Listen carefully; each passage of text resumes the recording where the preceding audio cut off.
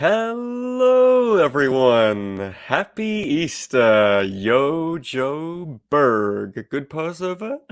This is episode 287 of GI Joburg. We've entitled it Legends of the Hidden Force. If that name rings a bell, good, you're on the right page.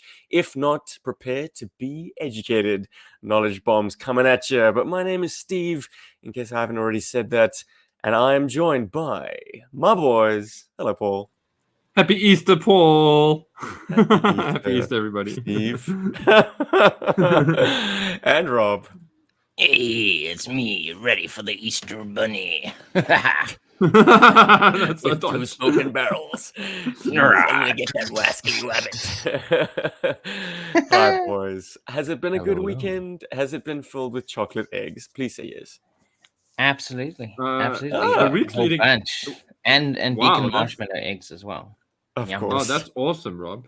That's A South that's African great news. staple, Proper which South I African. realize nowhere else in the world celebrates as hard with marshmallow eggs as we do.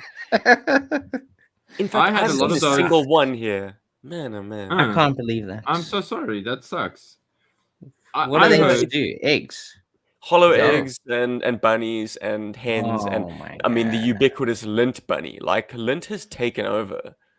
Somewhere in the last 10 years, lint has become very global. Like I think growing up, it was that famous They're a like pandemic. foreign chocolate that you can only get at like specialist chocolatiers. Now every supermarket carries lint. It's everywhere. Yeah, I mean, I can get Hmm. it at Checkers, which is like, the bargain basement grocery shopping chain. Checkers You aren't that haven't been bad. to OK.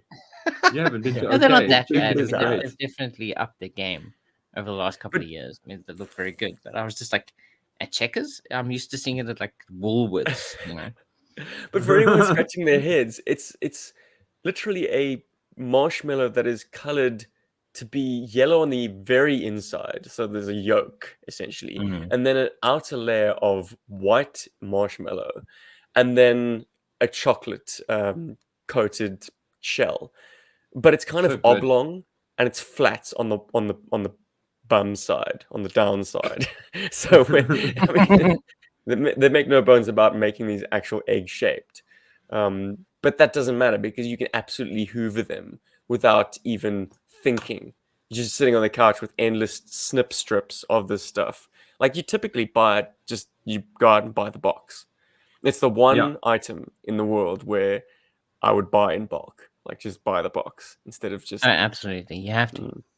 Yeah, Well, I it never buy also the strips. became I'm like always fodder into on the box. on the playground. Like everyone would inevitably get these snip strips of marshmallow eggs, and we trade them amongst In their ourselves, lunchbox. or donate them to charity or whatever. Like you're trying to get rid of them by the end of I suppose the week after Easter. This is you had those to get rid of. No, we destroy those things. I reached my limit, I must say. There was a point where I just couldn't have any more. True. Oh wow. Really, Rob, I- you hit that wall yourself. Good. It does happen, but I mean, if you pace yourself, I mean, you can just finish that entire box. I mean, You although pace I have on time bought an entire box and finished the entire box like in an evening. It's a and the marathon, next my day friends. In Not an a sprint. evening. in an Holy evening. shit. Jeez.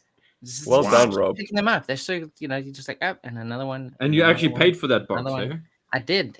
$80 or I- whatever the price was. I could never finish a box of those things that I paid for. I like to make it go lost. I like to make the buck or stretch the buck as far as I can on it. No ways. No ways. Yeah. So, fellas, Legends of the Hidden Force, right? It's a Kickstarter.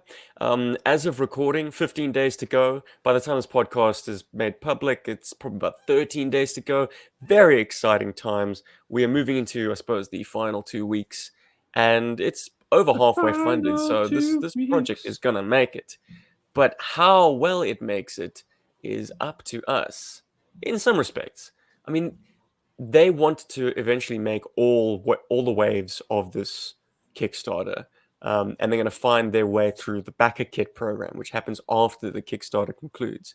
It's just a way of kind of increasing the amount of funds for people who might not had the capital to get together within the 30 days of the initial funding period.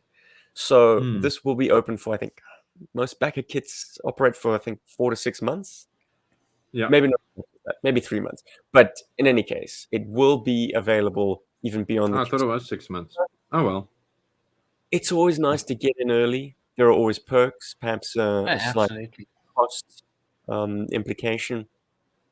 But what is Legends of the Hidden Force? Paul is our resident martial artist. Maybe you want to kick this one off.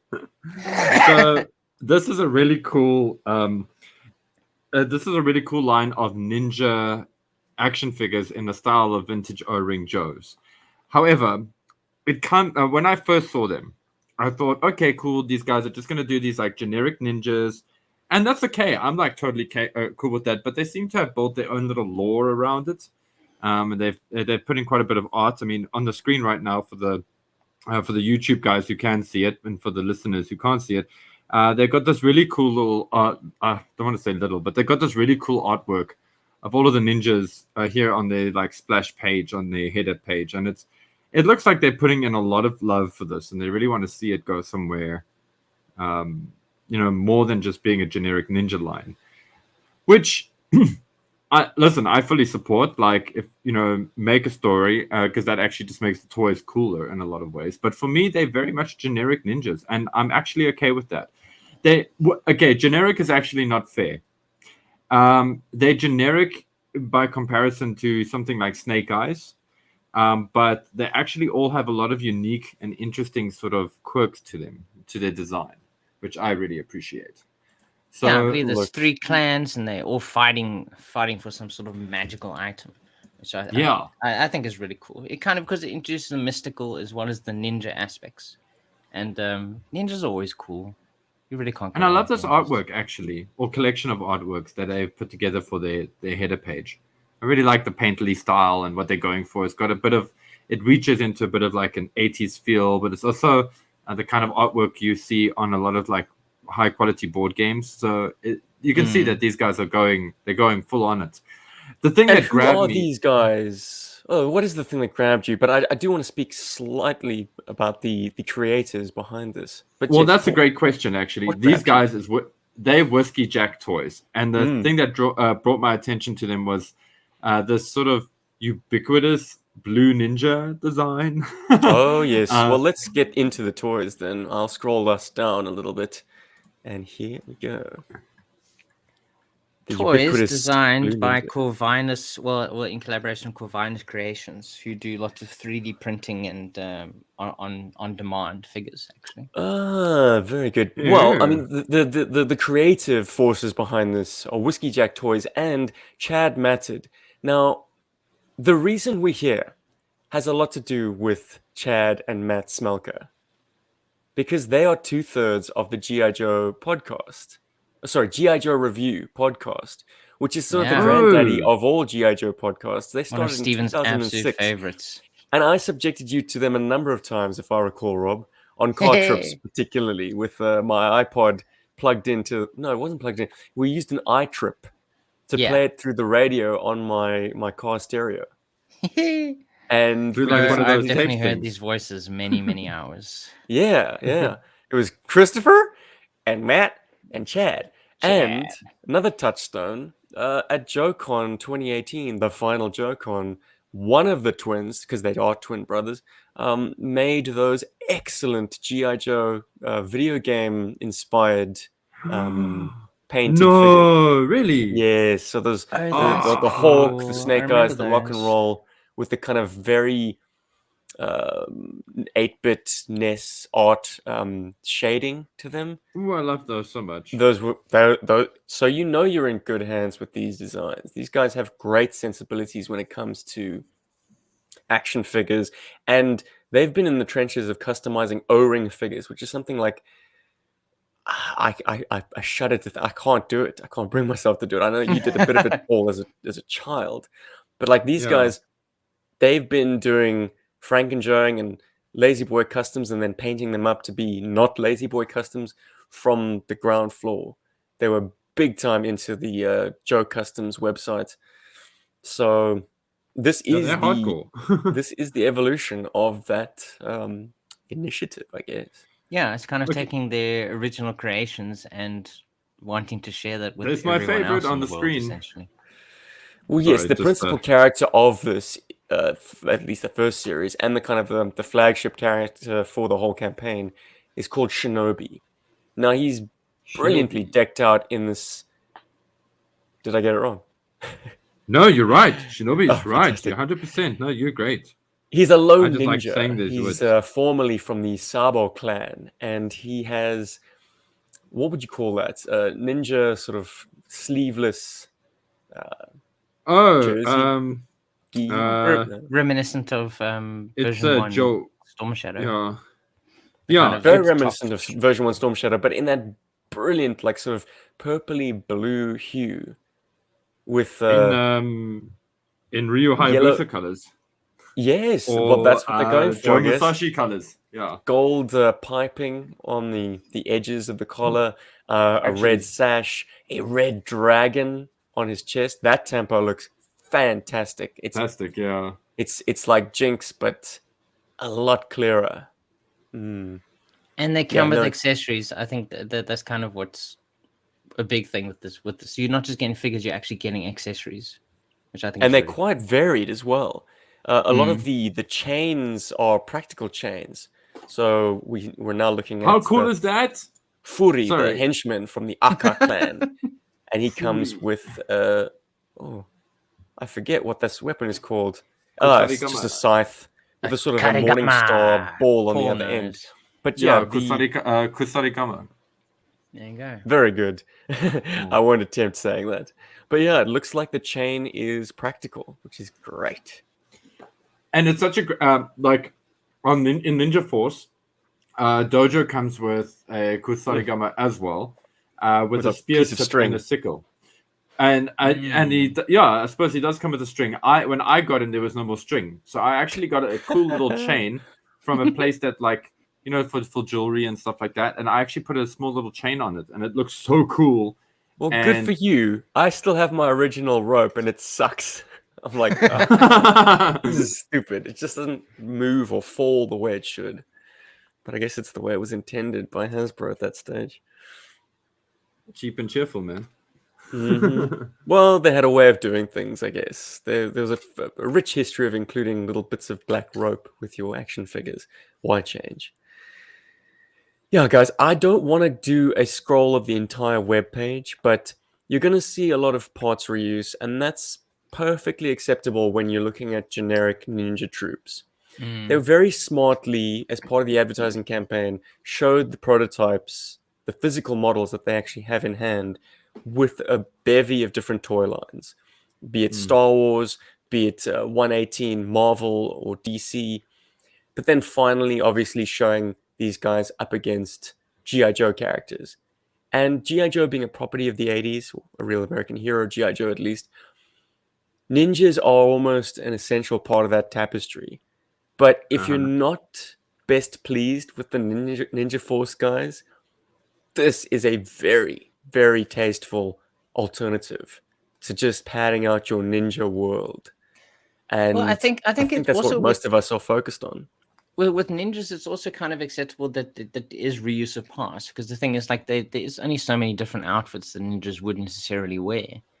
I think Yeah. it's the color schemes and the the different like themes that they have going for each character that kind of makes them stand out and makes them different. Yeah, don't There's get a me wrong. zombie It's not force? Damn. it's not a knock against the parts reuse. It's a reality of fans' project toys these days. Like they're able to Yeah. get maximum mileage out of minimal tooling parts because tools cost a lot of money.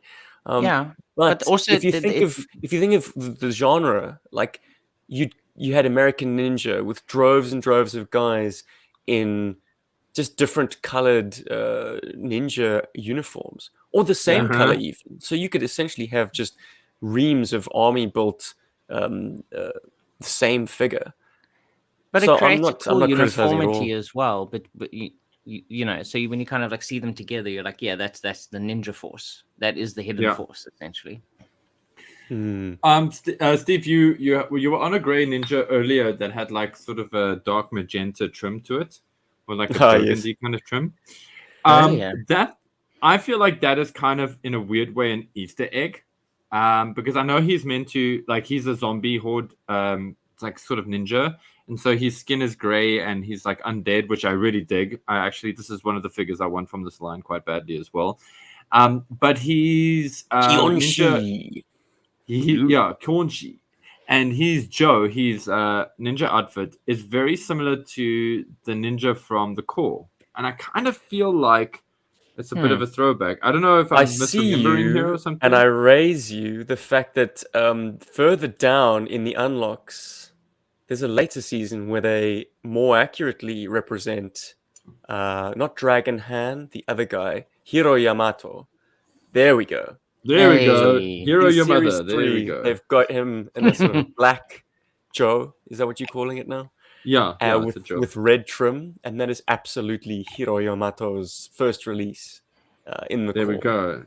That is awesome. I love But that they did something there like are that. nods everywhere. I'm Oh, going to totally. tip my hand to some insider info, or not insider info. It has been kind of mentioned in the frequently asked questions. But we're looking at a guy from this 4th series called Daito, and he's in a kind of an emerald green armor over a black sort of undersuit.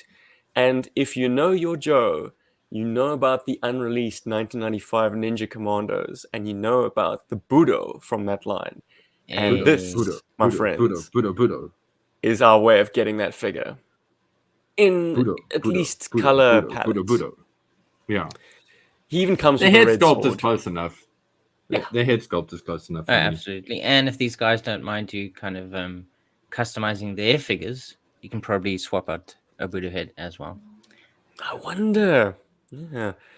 And then see they've there got are other nods. Banzai! Banzai is kind of referenced with Knockout, the cyborg. Now, Knockback. these guys have standard O-ring Knockout. articulation with one exception.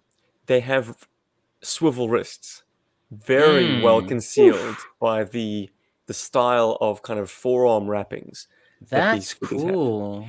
But with That makes me Knockout, so you happy in actually my toy pants. in your toy pants. Have you only got a toy in there? Sorry, man. Sorry for Cecilia. No, man. Now, Knockout makes use of the swivel by going a step further and having both hands removable. And you can put these hot pink weapon attachments in their place. No. Sort of a morning star and an axe head. That is definitely a nod to bats. I mean, To very bats, obviously. Banzai, because the hot pink, Banzai's accessories are hot pink as well. But I mean, that's what's so cool about clever. having two guys that I mean, they've spent years poring over GI Joe comic books. I mean, they get good stories. You know, they understand good storytelling. They have all these designs in their head. I also love this dude. Yeah, exactly, Rob. Exactly. Well, the They dude got on the love, screen, you know? Kudan, he's an enforcer from the Aka clan, so a bad guy. If you know your Joe or you know your unreleased figures, you also know that Road Pig was in the Ninja Commandos line, looking very much like this figure, with a sort of a black hair with a white stripe down the middle. I mean, Road Pig. Did any Joe change their hair color as much as this guy? I think not. At least, mercifully, he's not spent 3 years in a tan can. He's back to his normal coloring. So you said you've seen a video of them actually comparing like prototype version of these figures with other lines. Like, do they look like GI Joes? I mean, Absolutely. are they quite close? Gosh, I wonder if I can play this video through StreamYard. Oh my goodness! Do you think it's copyrighted? Well, we'll soon find out. But anyway, talk amongst yourselves, guys. So, a big thing for this is I had this idea, which I've shared with Steve and Rob, about a kind of a ninja story within the Play Motions. And I think it was about a week or so after discussing that, they showed off some of these like I was added to a group. I was added to the group for the Hidden Fortress or Hidden Force. Sorry. And I immediately saw these, and that has completely derailed those plans now, because I was going to go with like some GI Joe Ninja Force stuff, and now I can go with a whole bunch of different ninjas, and that makes me very, very happy. And yeah, so this line has actually, in a lot of ways, changed the trajectory of that story, or should I say, the trajectory of the production of that idea, of that story. So this is awesome. So I'm like super excited, and then to hear that those gents are like involved with this, that makes it even cooler. Like, I didn't even know. I'm sorry, guys. I didn't know you guys have made this. How dare you? But that's the cool thing. At least you guys know that, like, I legit love the toy line, and it's not about like the names behind it. You know, because I know sometimes people can think that kind of thing. But these are cool. No, for sure. I want me some like, ninjas. As you so Steven's scrolling through the Facebook group for Legends of the Hidden Force, trying to find his video, but the video that he wants to share to answer my question instead of just answering my question. But like, they have I don't know if I really even heard the question. You sent me on this massive goose chase. They really have put a lot of effort into the background of this the story. As Steven's scrolling by, there's maps, there's detailed bios, dossiers on each character, beautiful artwork. I mean, they So put much like behind a the ton scenes of work absolute has gone incredible in. effort. Yeah, not just into the designs of the figures, but the lore has had so much attention given to Because it I long think before that anyone pledged $1. yeah, Yeah. I think that's what I mean. We have said this before. I think on the podcast, the classified line, and a lot of people have this complaint. I think is that there is no lore, there is no story behind what this line is. It's just, here's a cool situation. Look at these cool pictures of Telmarat doing a thing. But there's We'll no put lore, icons there's no on the story box. behind it. Yeah, put icons on the box, just put cool pictures.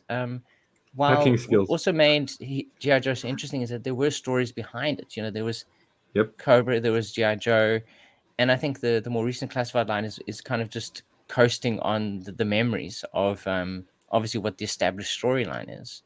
And when something has its own lore, has a whole big backstory to it, it makes you feel like you want to be more invested in what the figures are. It's just not just a ninja. Like this is Shinobi.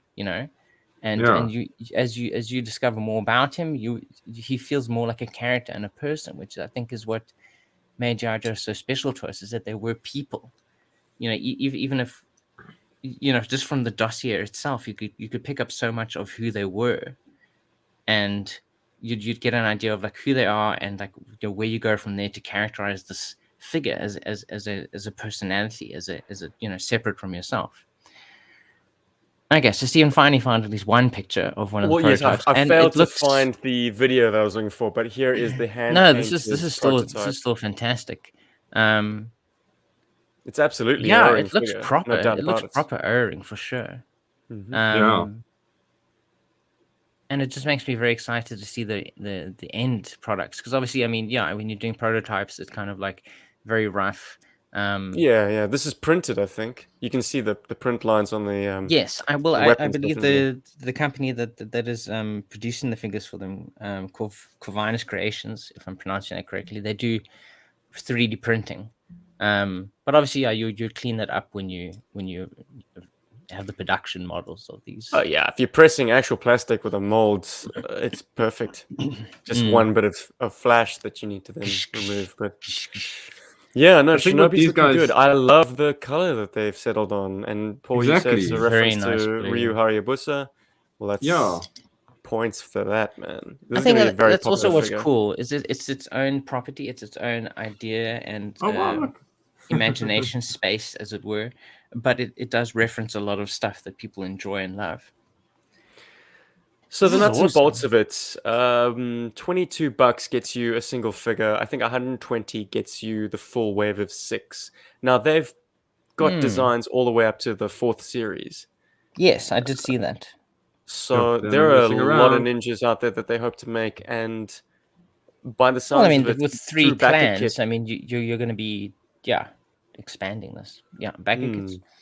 Through backer kit, they will get to all of them. So don't worry if your favorite figure is the last figure of Series 4. Just stick around.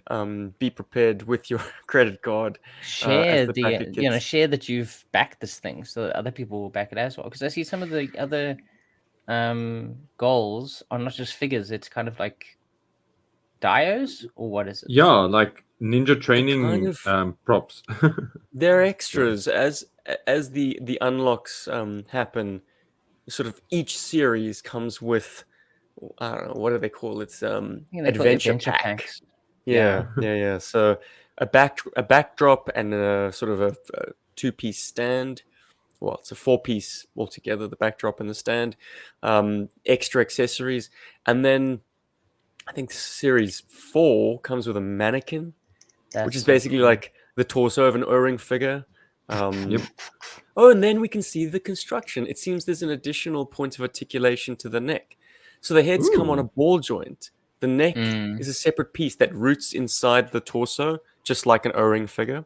So it's And that can still probably move freely forward and back. swappable, but you've got extra articulation at the top of the neck, onto which the Yep. head is attached.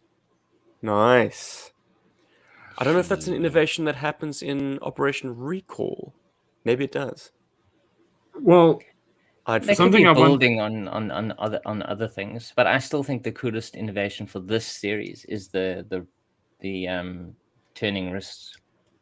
yeah, course. turning wrists. That is like a super win. Yeah, Corsair and I Longbow want- started us off with the turning wrists. I think, Mm. yeah, they got in Yeah. there But I mean, first, and then but Recall also built incorporating that upon into this is fantastic. I think if you could go, well, not go back, but I mean, if they were to make, if someone were to make, if Hasbro were to make new, O-ring figures, I think that's a good thing to incorporate into the figures going forward. Mm. My favorite little extras pack is the surprise attack for Zip Series line. 3. It's got a zip line, a ragged cape, Kusarigama. It even Kusarigama. comes with bats. It's got so cool. Tonfa. That's cool. Very And, cool. a Well, one of the bat characters backpack. comes with a tonfa as well. So Do they yeah, have the Teki weapons as well? The Tekigaga. Teki are the Tikuru. iron claws. Iron claws. Yes, there was Yeah. one character with that I saw. Yeah, there we go. And very smartly, they kind of have a clip system that, so the handheld weapons can be attached to staffs to kind of Oh, increase that's their range, brilliant. and also increase the variety of weapons. It's like everyone's got their specific thing, much like the Teenage Mutant Ninja Turtles. Mhm. But I mean, if you want to disregard that and just have a mess of ninja weapons and like pull whatever you want out of the box of your Hidden Force figures, Just go crazy. I also love this nuts. blacksmith There we dude. go. There we go. There we Teki. go. Sensei Tori comes with Oh. Tekikaga. What is? Let me say this properly. Okay. Ninjato. Never mind. I tried. I did can't try. find it. You made a big effort, Stephen. I actually watched a form of that. One of the karate schools. It's the Okinawan karate school, and they were doing a form with Teki, and I was like, wow, that's quite impressive. Like, yeah, it's a cool form. Anyway, what I wanted to mention, Rob, you were just talking about like giving them some character and stuff. Gives them, makes them stand out, gives them something special. And I think just to add to that, what these guys have done that I think is even in a weird way kind of better than making them characters is they've done world building. They've created a whole world for these toys to exist in, so you can essentially impose your own characters, or should I say, you could, make these could be an avatar of yourself or whatever's. But at least you've got a defined world with defined rules, and that's kind of what GI Joe has that wins for it, and that core doesn't. So this is a win. Even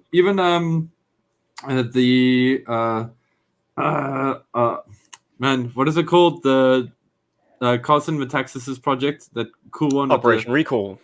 Operation Recall doesn't even really have much world building going for it either. So, Well, I mean, You've it's been just cool checking in characters. recently? No, not recently. I'm talking about when they started off. No, So- Paul, my man. You got shit. We clearly Whoa. need to devote an episode to the recent See how that's development of going. Operation Recall, dude. Absolutely, Larry's written all the file cards, man. Oh wow! The story Well, that's has great. started weaving together very nicely. Not started; it's well in the thick of things. So yes, let this Dun, be dun, an dun. alarm bell to anyone backing or otherwise kind of peripheral to Operation Recall. That stuff is looking very good. Yeah. Let's throw some love that way. As good as Warriors of the Hidden Force. I think this is really cool. Well, I think Warriors it's a of the cool Hidden concept. Force, they've done their homework, but Operation Recall, they've hired the man. Oh So well, yeah, of course. But I mean, these that guys are man. inspired by the man, you know, Larry has and inspired taken by a lot of the things. concepts that everyone has tended, the concepts that the initial creators had taken to their sort of end point when they submitted them, and then taken them beyond that point. So it's That's like, cool. it's a thrill to the creators themselves. And I need to credit Order of Battle podcast for giving us an insight into those creators' minds and how they've enjoyed the way their project has been taken on by Mark Pennington and by Ron Rudat and now Larry, and changed for the good. Like, it's interesting to have your baby completely tweaked by the people who've been in the trenches and have done this so many times before. What they see and their imperatives when designing a figure and designing a backstory and a file card are different to ours because they've got the experience, man. They've done all the hard yards. Anyway, so Well, Paul, yes, we're they going to may do have that. those We're going to do professional that next time. guys, but I Yeah. mean, I think Chad and Matt have done a fantastic job with Hidden Force. I mean, with just their own experience of customizing their own characters and having us. I really do think having read GI Joe has helped them. I'd be interested to know like what other influences they have. That's kind of Definitely like feel helped like them this come video up with game. this. Oh, for sure, Big time. absolutely. Video games, And I even like think 80s Lego to a movies. degree. All right. Wow, Ninjago. God, you're really throwing stuff out Ninjago. now. Yeah. Well, this is a project born into the world that is fully formed. Like, they've done the homework long before, probably more than 3 years before the they started at least before the Kickstarter even opened. So like It's a lot of work, eh? we're Well, being this could have been privileged a to not childhood seeing. dream, you know. I'm sure. This could I'm have been sure. I something mean, you brewing in guys their were minds fans their of the entire Ninja Force, lifetimes. just like I was. Totally, man. But these Maybe guys they don't were have like- ridiculous limitations to their articulation. In fact, they got more Yeah. articulation than a standard Joe. Hell yeah. I mean, this is going to appeal to me when I have such deep love for Ninja Force Zartan. So True. yeah. I mean, I tell it the story of like once I had the Ninja Force, which was a this is the importance of sub teams, I realize, because they made a wave of figures or a line of figures very much more collectible and within the grasp of a kid with pocket money. Because I could get the entire Ninja Force. there's And a that sense was of achievement there amazing. when you're able to get everything. Totally. I mean, getting the entire series of GI Joe figures for that year was always out of my grasp. Because I was splitting it between Transformers and monsters in my pocket and whatever. But I could get all of the Ninja Force. And boy, oh Hell boy, yeah. did they become de facto the heroes of the day. Like, every other Joe became just cannon fodder. The toys that I took everywhere was my little, like, shoebox full of Ninja Force figures. Plus some Night Creepers to beat up. But Everything yeah, else man. was corpse. Yeah, they were the leads. They chewed through all other opponents. So I was totally swept up in the ninjas. And this is the ultimate love letter to that childhood dream. Gentlemen, let's move on. Hell yeah. Are we going to move on to Serpental Khan or Satellites? Oh, yes, we do have a backlog of comics to talk about. Now, I felt like we were moving through the modern stuff a little bit too slowly. Since they are very neatly, thanks to IDW's editorial, packaged into like 5-part mini-series, I think it is smarter to move through things a mini-series at a time. It just means Interesting. more reading for Rob and Paul, unfortunately. Oh, But I no. guess I like reading. what we want to You do do in this enjoy reading. episode is provide an overview and a general discussion about All In. And I'm going to try and shut the hell up for most of it because I have voiced my opinions on modern G.I. Joe comics in a number of places. The Chaplain Assistant's Motorpod most recently, when we spoke about issue 300 and All In as a series. So if you want to get my views, I'd hasten you to check out Gary V's show. Get there fast, guys. Gentlemen, this 5-parter, the introduction of Serpental Khan, the resurrection of the original Snake Eyes, What were your thoughts? I assume you've managed to read it. I know you're busy boys. Oof, dude. Was it a chore? Did you I'm just manage? gonna no. I No, gotta you say didn't. that Okay, that's fine. no. I did read it, but was it a chore? You know, 300 was, and 299 kind of was, and then 298 and 297 were actually quite fun books to read. Wow. So much so that I actually did myself a favor, and instead of reading them backwards, I actually read them chronologically. You're cheating. Yeah, I mean afterwards. Oh I mean, my. duh. Oh, okay, good. Yeah, afterwards. And I was like, okay, this is kind of cool. It actually makes 299 and 300 even worse, I may add. Just because the payoff is so shit. Well, I mean, but it's got such a nice setup. You know, they kind Yeah, of like exactly. expanding on like who Khan is, and kind of focusing on like maybe why Mindbender decided to reincarnate him over all the other, you know, kind of like historical characters that that he had access to originally.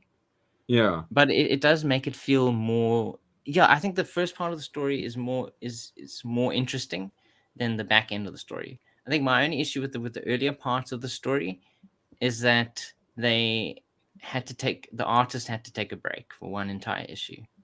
yeah, And I have to be honest, I personally do not like it when a story has a fill-in artist essentially.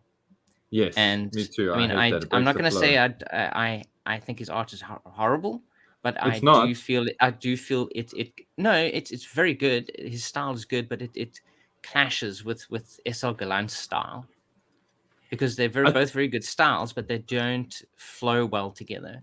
Because the other Yes. artist, what's his name? Andrew Lee Griffith. His art style is more pencily, and the way that his art is inked, it's less. It's a lot more pencily than SL It's less Galant's art refined, is. yeah. But it's still good. There's nothing wrong with it, but it draws when you kind of go from 2 issues in, and then suddenly the third issue is like, oh, here's a brand new artist. I guess, you know, Gallant had to take a break that month or something. But it's cool though, because there's lots of nudity. So I didn't think... SL Gallant's page rate is a page. Nudity, wow. He's on record as saying he can do 2 pages a day. Jesus. So He's that lying. man is That lying bastard. he's quick. Lying. No, son, he's not lying. The deadlines are what they are. I take him at his word. I know for guys sure. who write for who draw for DC and Marvel. So I know how demanding it is. But shit, that's hectic. 2 pages a day. I mean, he doesn't sleep. I don't think he has a wife. Because you can't live like that. That's crazy. Well, I mean, he says he can do it, but obviously he wasn't able to do it fast enough, and they needed to get in a fill-in artist. And I don't appreciate that they broke the artistic flow, you know, the visual flow of the story for an entire issue. No, I don't know. That's just my own thing. I like it when a story has the same artist from end to finish. Human after all. You know, 3 pages a day. Wow. Yeah. I don't know. I think Andrew Lee Griffith and Nether Diaz, in many respects, like, feel a little bit more finished. Because towards the end of Gallant's work, you can see that he's cranking out 2 pages a day. Because like the details are lost. Having none of it. I think Gallant kind of conserves. I think he's a conservative artist in that he kind of has the focus of the panels. He's very good at choosing where he's drawing your eye. So he doesn't necessarily have to do every single detail in the entire picture to, you know, photorealism. And I think he does the same per page as well. Like there is a featured action shot or a moment that is more detailed, which I mean is the way that you should really be doing it. I believe in anime as well, the Japanese animation, you do have a certain budget, and obviously it's different from comic books, but you have a budget you where you can only spend so much on your animation. So you do have these wow frames, these wow moments. I think there is a Japanese term for it, but I've forgotten it. I can't think of it either, but it's your money shots. It's your money shot. Like that's the thing that's going to wow people. And then what happens is that those those more detailed, more wow moments actually are in your head as you still see the less finished images. Yeah. And it does kind of trick your brain into actually kind of seeing those better images in the worse images, as it were. The more by the books images, because I still think Esser Gallant, I mean, even when he is less polished, he's still got, he does the. No, he's great. You know what things are. Yeah. But anyway, I just love the way Cover Girl was drawn. Cover Girl was beautiful with throughout blonde. the entire. Yes, she's gorgeous. Oof. Yeah. Woof. I was like so impressed with that. Because in the panel underneath it, you got Scarlet and Helix and whatever's running, and they look terrible. Sorry. But I mean, they're meant to. They've just been in a battle. They look ragged. I'm not trying to be a misogynist. Yeah, I mean, he's being realistic here, realistic body standards here, people. Just just putting that out there. Paul, you raised an interesting point as we started this discussion that the series began strong and kind of ended weakly. And I might offer a little bit of insight into that. It was in around 296, 297 that Larry was confirmed as being able to pick up this run with the next publisher. And this is probably information that was confidential, but he blabbed it anyways at a convention. And it became the hot news. He was like, "Oh, I'm writing issue 301 as we speak, actually." And all of a sudden, it stopped being like 300 being the end of ARA. Yeah, it was now like 300 is the end of ARA at IDW. Like the series is going to continue. So it deflated that moment completely and probably changed the course of All In as a series. We might have been looking at a very different concluding chapter if there was no certain future immediately following this book. Yeah, I think that's something that we have speculated on quite a bit. Is that depending on his knowledge of where he was going after this, that he kind of pivoted to allow a continuation of this continuity, as opposed to whatever perhaps he originally planned. Yeah, we didn't want to get into the nuts and bolts of the series. Honestly, we could spend a lot of time on it, and I think that might be disproportionate at this point. There are podcasts I would urge you to listen to if you want a fuller breakdown of every single the whole story. I mean, Talking Joe did an amazing job, and I would really just be parroting a lot of the points they brought up, to be honest. So I guess I'm going to ask you guys to draw your highs and lows, and then do you want to rate the entire series out of 5? Oh, goodness. You spoke first, Rob, so you're on the hot seat. I did indeed. Give us a high and a low. I think some of my highs were I always enjoyed the designs that he creates. Or the way that he kind of honors the designs of the original vehicles, or Esser Gallant. It's always a high point to see them accurately portrayed in the comic books, or maybe tweaked a little bit. I really absolutely love the appearance of the incinerators in 296. It looks so good, and it's so cool to see them used. It's through a lot of the Vipers, the varied, what do you call them? Smarty box of Vipers. Yeah, and it's incinerators occupying page space with Toxic Vipers. And it's carried across into the next issue, but then they kind of disappear by 298, and suddenly it's just Techno Vipers, I think, bats and Techno Vipers just running around. There's a coloring error that I'd like to draw everyone's attention to, which yes, please do. Stephen, it's a minor thing, but Jay Brown, who is the colorist, and I mean, there's way too many characters and vehicles to get right all the time. But when he does get it wrong, that's why they have a research. It's nice to pick up what he's incorrectly referencing at that point. So on panel right now, we have the Joes boarding the C-130, and there's a character with his back to us who Muskrat has got his hand on, called Long Range. Long Range being the Thunderclap driver, who's subsequently been recast as a sniper. I think maybe there was some referencing of the Sigma 6 long range, who was a sniper. And they've kind of conflated that just to give long range maybe a little bit more use. Because, yeah, the Thunderclap is a tough vehicle to wedge into any plot line, really. So long range is joining this assault force. And he's in a kind of a teal or like light green jumpsuit with white helmet, belt, gloves, accessories. Yeah. So does anyone want to guess what figure might be being referenced here in that color scheme? Starduster? The white helmet would probably be the best tip-off. Not Starduster. I'm thinking... I would have said Starduster as well, actually. Oh, good. Yeah, well, the powder blue, I suppose, is the big giveaway. Maybe... Hard top. A white helmet, the white belt.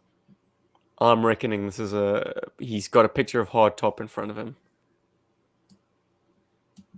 Or yes, that actually makes sense. Sci-fi? Which sci-fi? It's not green enough. Original one. The Whoa. green one. Well, but dialed the down white the could also volume be on red that or green. silver. The green would be more green. I think And hardtop teal. is a good...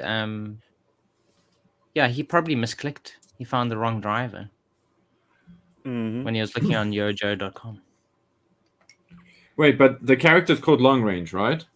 Yeah. Character's called Long Range. He's taking on aspects of Sigma 6 Long Range's character by being a sniper. Yeah.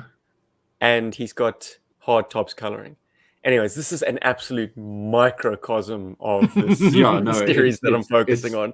And I'm stealing airtime from other stuff. So, totally rivet counting. Paul, do you want to high and low it? Or Rob, where did you get? I didn't really give a low. I gave a highs, and I appreciate the designs. Good boy. And it's... Well, I think a low, it's still like they are definitely bringing Khan into the limelight as like the new leader of GI Joe, but I still don't appreciate that Cobra Commander has no airtime in it. I don't think he's in 296 and at he's all. Always a freaking idiot, and I'm hating that about this as well. Yeah, I don't think it was in 296 or 297, and then you see him again in 298 when he's interacting with Khan, and people have just like... They're just ignoring him. But also, is this... I mean, yes, it is its own miniseries, but it obviously is coming in from the previous miniseries. I think... Now, here you see the problem with trying to force someone who's old school like Larry into the box of writing for trade paperbacks. Because he does not obey the 5-parter, like, keeping things neatly boxed rule. Yeah, because we are... Everything bleeds over the edges. Yeah, it does, because we are dropped into the situation. It's a hot situation, and you're like, how did we get here if this is the start of the story? Well, not hot, but I mean, there's... You don't know everything, as to why things are the way they are. There's explosions everywhere. Even though I've read all 5, I still feel like I still don't know what's going on. Yeah, that is actually my problem too. It's an interesting exercise, taking you guys and just dropping you in backwards without any context. I think it's been fun to kind of like... Yeah, because you really do pick up more on like things not being set up well, or like the story being not as self-contained. Exactly. It's not good entry-level reading. But at the same time, who is picking up GI Joe fresh? It's a diminishing returns title, and so it's really just aimed at us diehards who've been kind of reading since issue 1. So you guys are perfect examples of, I suppose, the shortcomings of this very, very continuity-heavy, like, impenetrable book that like has been telling one story since issue 1 in 1982. Tricky. Now, I want to know, are we to continue this initiative, or have you guys been put off? No, I imagine it gets better. Like, you finally get explanations as to why Cobra Commander is such a buffoon. Yeah, I'd like to see what that's about. Well, you'll start seeing him become more and more sensible as we creep towards the original run. I'm also curious about this sort of techno race That's just like the That's like new controlling the bats. Blue ninjas. Yeah, man. What? Yeah, is that what they are? Because I honestly thought that they were the like what's that techno-organic race from the X-Men? Because like they look a bit like Phalanx. the Phalanx. The Phalanx, Yes. yeah. And also that actually, I love that word because that's my favorite part of this book. Actually, or was my favorite. One of my absolute favorite parts of this book was the Alley Viper Phalanx. I thought that was so cool. But my adult brain says to me, you've got a phalanx of armored, shield up alley vipers advancing on 3 very exposed Joes in the middle of a corridor with no cover. Yeah, those Joes should die. Like they're unloading, man. The alley vipers are going full auto down this corridor, and plot armor's a bitch. It's a moment where the comic book staging is like the cartoon, where you've got just 2 opposing forces and just sort of aimlessly shooting over each other's heads. Except in the case of the Joes, they're actually hitting all the Cobras, and the Cobras can't hit for shit. It's like all the barrels are kind of bent at 45-degree angles, and the bullets are kind of exiting the gun. But I do love that it gives me, not that I haven't, not that wasn't an idea, but it just, I like that it goes, hey kids, big and small, this is how you can play with your alley vipers. You know, don't buy 1, don't buy 2, buy 10. Buy 10 of these figures that are no longer in production and haven't been in production since the late 80s. You can get classified. Oh shit! I'd forgotten about classified alley viper. Don't worry, he's gonna be on everybody's screens quite soon. I'm busy shooting some footage. Damn, son. Damn. Anyway, so you guys want to continue the retrospective? Absolutely. Oh, dude, I do. Well, then rate this series, you SOBs. You bastards. It was better than 7, 8, and 9 of Star Wars. Wow, that's fascinating. I mean, yeah, 7, 8, and 9. Yeah. Yeah. Right. Well, I think it starts off good, but it has a bad finish. And once again, I mean, because just like 7, 8, and 9.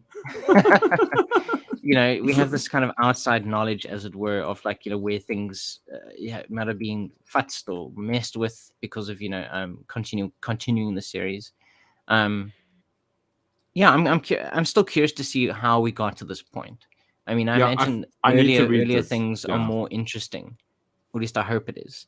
So I think I'm still going to give it a 3 overall. I think for the entire miniseries. I think it's like middle of the road. It's not bad. It's not awful. I mean, there's still stuff in there that feels like the old GI Joe, to me at least. And there's enough interesting stuff where I'm like, okay, you know, where did we get these weird techno, you know, like I'm curious about that. Yeah. You know, like, why did they outsource that? Said like, absolutely no one who read it in the correct order. But I love the fact that you guys are into the Blue Ninjas. It's interesting that dropping you in at the end and working your way backwards makes these things intriguing. It's like, there's some new players to get interested about. Yeah. Meanwhile, everyone who's kind of watched them evolve to this point is like, God, get rid of this plot device. Give us G.I. Joe and Cobra and cut these fuckers out. I'm more interested in that than the telenovela that is Dawn and Sean. Because that, wow, I couldn't give less of a fuck Sean's about dad that. Is in there. You don't have an interest in what Dawn's origin is? I'm super interested in Dawn. Dawn is very interesting. But I just feel like they're a package deal at the moment, Dawn and Sean. They feel like a package deal. I'm not... And the way the dialogue spins with them and the whole Scarlet / Princess Leia / mothery kind of side of her that comes out, don't die! You're the only thing I have left of Snake Eyes. Oh. May the Force be with you. We're on our way. Bye. You know what I mean? It's like... There's a weird love triangle. It's very telenovela between those three. Like crazy. If you're reading between the lines, like she's this kind of MILF, and they're kind of a couple, and it's interesting. Yeah. And then Laura, the one-eyed CG, kind of steps in to spice things up. It's she's fun. She looks fun. Some bad porn waiting to happen. She's fun. I can imagine there's a lot of fan fiction out there right now with Laura and her eye patch. There Absolutely. are fanboys that are loving Eye that. patch stuff's Because going you know on. what we needed is another Baroness, because one Baroness is clearly not enough. We need another one, but this one needs to be a little bit more good. She didn't have an eye patch. That's the only problem with Baroness. No eye patch. Damn it, that bitch. I'm gonna still stay right down the middle and say 2.5. You know, I don't think I would ever go back and read this series had it not been On for purpose. this podcast. Yeah, it doesn't. It's a lot of running in one place, which is unfortunate. I'm used to It's like Tom one and Jerry. issue of GI Joe being a globe-hopping adventure with a defined endpoint. This is just noodling. Scooby-Doo chase, like halfway it's through the episode. Absolutely, the Joes are in one location for a number of issues, And then you just see the doing monster in the more of the same background. thing, holding off waves and waves of cobras. It becomes so difficult to discern plot beats. Things happen, but there's no immediate consequence to those things happening. Like by the end Star Wars of 7, 8, and 9. Carry by on. the end of the issue, or by the end of the 5-parter, like Cobra's casino should be in ruins, and everyone evacuate. Like a pitched battle should. Like nothing happens. Yeah, Oh, hi, Cobra Commander. A lot of cannon fodder finds their way to the grave meaninglessly. Yeah, and what a nothing waste of else. life. Yeah, true. Yeah, Ain't that every bit of warfare, actually? Yes, Guys, let's very talk true. about something fun. Yes. Should we talk about Rage, episode 3 of GI Joe Renegades? Oh wait, Studio Paul, Cartoon. what do you give this before we move on? 2.5? Oh, 2.5. So it's not quite prequel trilogy, but it's definitely better than 7, 8, and 9. Yeah, I'm sorry. That's my new scale. Before we for move the on moment. to the cartoon Rage, I need. Paul is mentioning Star Wars too much. Paul, Sorry. what is going Something on on your here? mind? Is something happened So- recently? I bought a Bo-Katan figure, a Black Series Star Wars figure, after after watching I think the first 2 or 3 episodes of The Mandalorian Season 3. and season 3. And you know, there's a lot of stuff that's in there that references the Clone Wars. So I'm like, okay. And this comes hot on the heels of a conversation I had with somebody at the Nexus where we were chatting about Star Wars 7, 8, 9, and they're like, and then it dawned on me that I actually couldn't remember how it ended. And I thought it was Dawned just on me you. It being- didn't dawn on you. It didn't dawn on me. And it dawned on me, and I was like, damn, this can't be because I'm like close to 40 that I'm forgetting this. I actually can't remember. And then I watched the film and I was like, I still didn't know what the fuck I saw. Okay. It is like this nebulous. I am all the Sith. Oh, dude, I don't know what I saw. I don't know what I saw. I just know it was bad. And it felt like a lot of traumatic childhood PTSD, and I was fine with that. And I was like, no. The film I has gotta a cleanse my cloaking palate. device. Hey? Or it puts It you into a does. hypnotic state where it's like, you will forget me. You will be compelled to watch me again. Therefore, sending the message to Disney Plus that you want more. They obviously listened.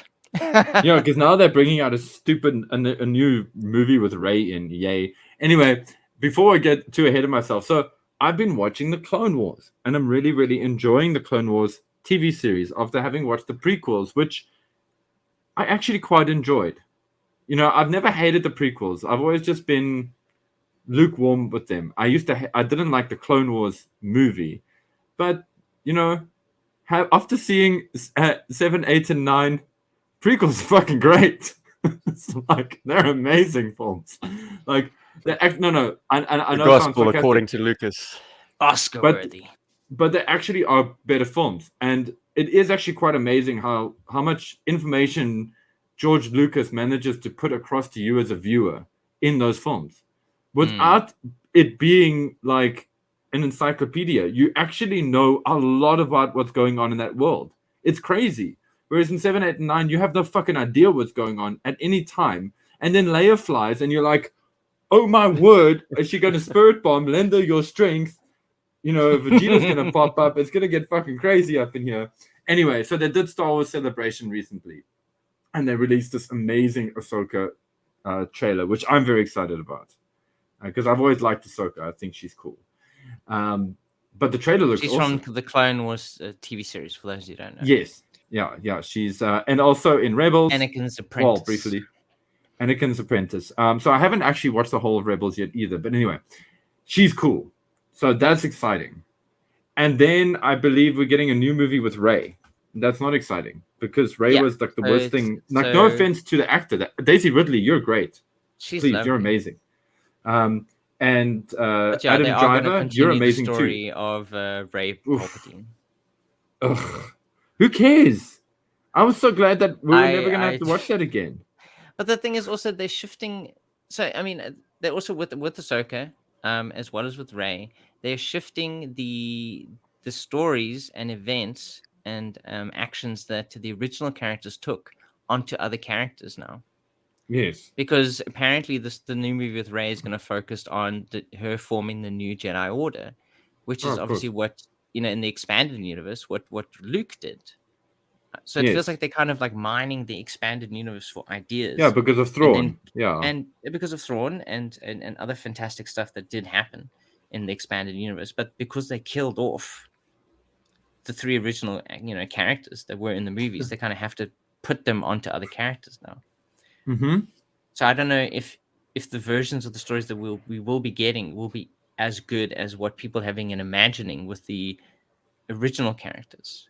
I'm still open to see these things, but I mean, in general, my interest in Star Wars is rock bottom. I know watched you've a hit single an episode of all-time Mandalorian low. season 3. No, for sure. Like, I have no interest in Mandalorian season 3 or anything My else. interest was picked up a lot when I got some action figures from Mando 3. That can make a difference. It makes such a nice difference. The titular character from The Mandalorian, Bo-Katan Kryze, Yes, is a figure that I got from the vintage collection. So she's 3 3/4 inches. She's, or maybe That's even fantastic. smaller. She's a I love very that slight face sculpt, figure. man. well, she is. Here I short, have she the is short. Mandalorian posed next to Din Djarin, and she's short, man. The Mandalorian is so short. Yeah. And I also got from Book of Boba Fett the ass kicker, the cyborg, Mulan, aka Junli. Fennec Shand. Yes, very good. And she Played was by Ming-Na fantastic in Wen. S.H.I.E.L.D. as well. Yes. She's fucking Ming-Na great, Wen, man. you rock star. Lovely head sculpts. Even passes Yo. Kim's criterion. And she's Kim's even a shorter fan. than the Mandalorian, it seems. In the picture, she's staged a little bit further back. They're the same height. I guess. So But as I the say, I Mandalorian think and her are the same height. I think these females are accurately scaled, and their male counterparts, like Din Djarin, have been upscaled. Because Katie Sackhoff should be a little bit higher on. Yes. I'm blanking on his Quite a tall name. lady. Yeah. Pedro Pascal. Pedro Pascal. Their shoulders are almost in line, whereas the action figures don't reflect that. But if you want to hear my fuller thoughts, I did release a review on the GI Joburg YouTube channel. Fascinating. So if you want to see Fennec Shand and Bo-Katan Kryze in hand, yeah, man. And check also out be the tempted white to add 2 new figures to your cart. Watch. Paul, you're an easy sell, my boy. I Easy am sell. a slut. I'm a slut. The but only, I still haven't. the only thing I getting still me to haven't buy clicked Star Wars is if I find it on sale. There And you like go. a lot of Star Wars, they overproduce this line. It's glorious to see action. Yay, we're gonna get them here.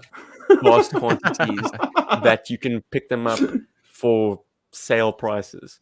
Like this is what GI Joe should be. I mean, maybe not that marked down aspect, but just the fact that they would be readily available in a shop. So yeah, when these are staring me in the face, how could I resist adding 2 ladies of sci-fi?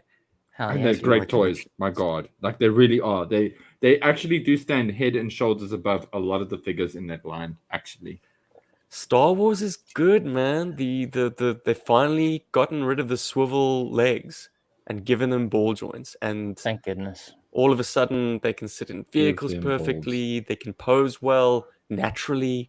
They're not sort of fixed in one hip position.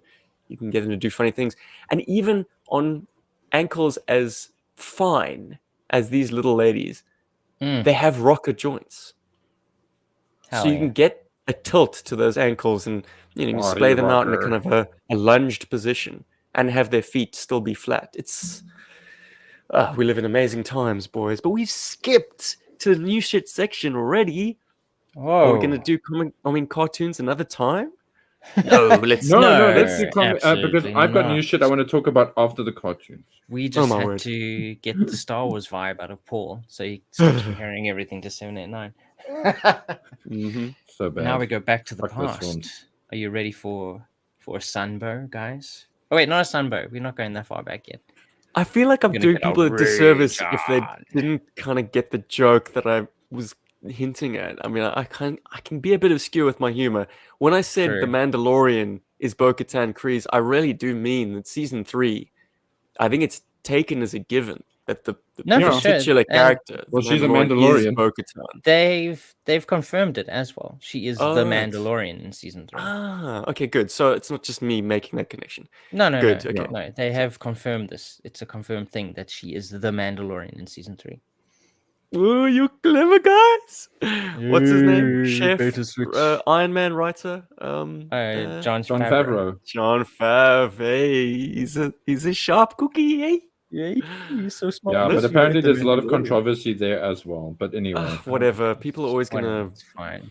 wag the finger at Disney for, well, particularly that T-shirt wearing picture of Kathleen Kennedy saying the Force is female. That finds its way into every kind of like Every Disney single bashing video. that's ever put out. Yeah.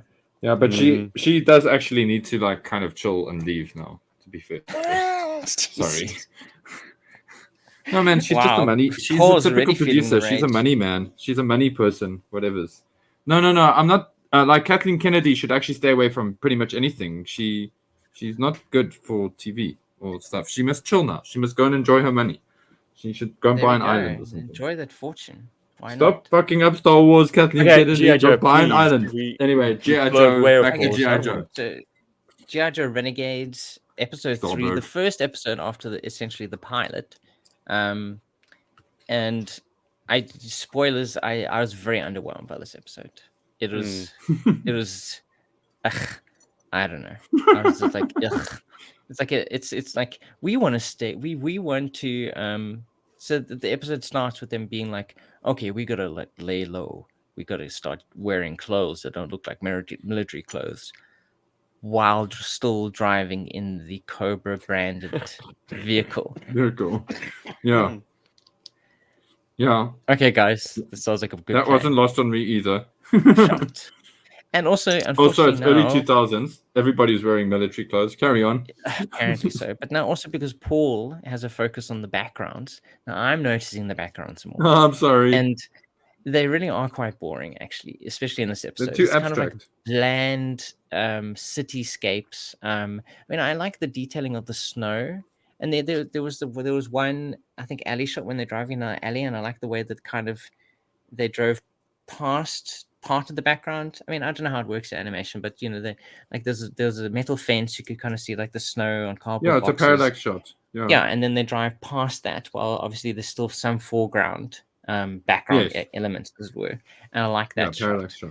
Yeah. That was essentially a nice shot. the episode it's an origin story for why Scrap Iron has a messed up face. That's essentially and what it's it our is, first look at Destro. Yes, Destro. I mean, he's obviously also going to go through an origin story, I imagine, at some point because he has no metal faceplate yet. That is true. And also, we get to kind of see the relationship between, well, Baroness and Destro directly, but also Cobra and Mars. Hey, But what is Baroness. Destro doing? What's the plot of the episode, gentlemen? He's kidnapping homeless people. Homeless veterans. And making Homeless them veterans, fight that's each sad. other in an underground robot death match because he designed his With snake robots with prototypes. some sort of silly flaw that it requires a certain willpower or ability Rage to overcome level. rage level. Yeah, you So need to he be a designed metalhead. He designed them in that way where he cannot Bang, just bang. put anyone in there. It has to be someone with a lot of rage.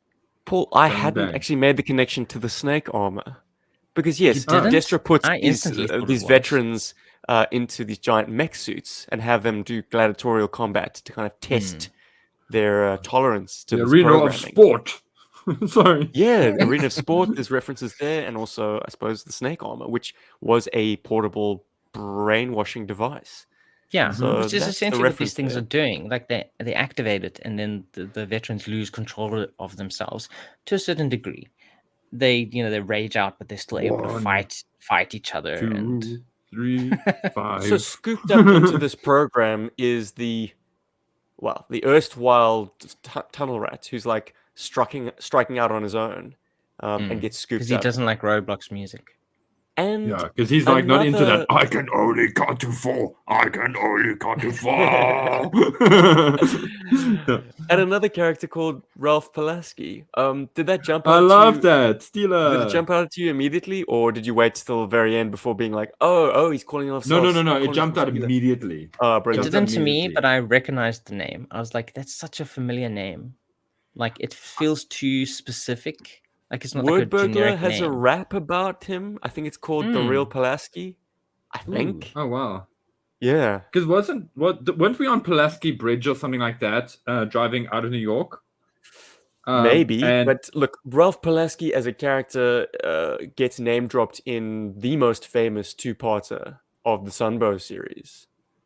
He is Worlds Without the End. guy who, Worlds Without End. He's the guy who gets stung by a mutated cobra mosquito, and is also the guy who's the love of Baroness's life, or Baroness the too. Yeah. Go Ultimate Pittsburgh. Baroness. Go. G.I. Joe Go had a Steelers. multiverse before Marvel did it. And so, yes, Ralph Pulaski, if you recognize the name, good for you. This is the way Renegades brings in other Joes as just kind of people they meet along the road. And this is kind of like why the series is such a big tease. Because essentially, this is an origin story for the team.